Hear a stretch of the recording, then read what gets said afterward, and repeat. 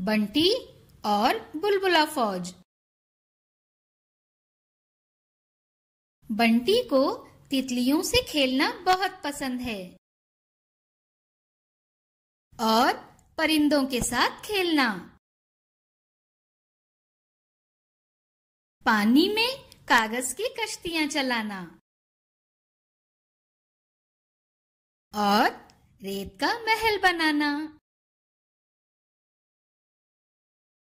जब बंटी घर लौटती है तो अम्मी उसे हाथ मुंह धोने को कहती हैं, लेकिन वो ये करना नहीं चाहती। वो चिल्लाकर कहती है, मुझे साबुन नहीं पसंद। एक रात उसने ख्वाब देखा कि उसके महल पर बहुत से जराशीमों ने हमला कर दिया है।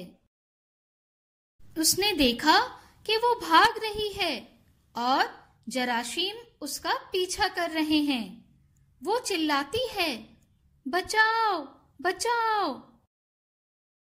अचानक सामने से साबुन का बादशाह आता दिखाई देता है और कहता है, बंटी डरो नहीं, मैं तुम्हारी मदद करूंगा।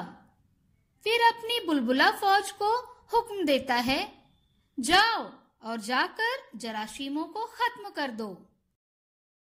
बुलबुला फौज जराशीमों का पीछा करती है और उन्हें मार भगाती है।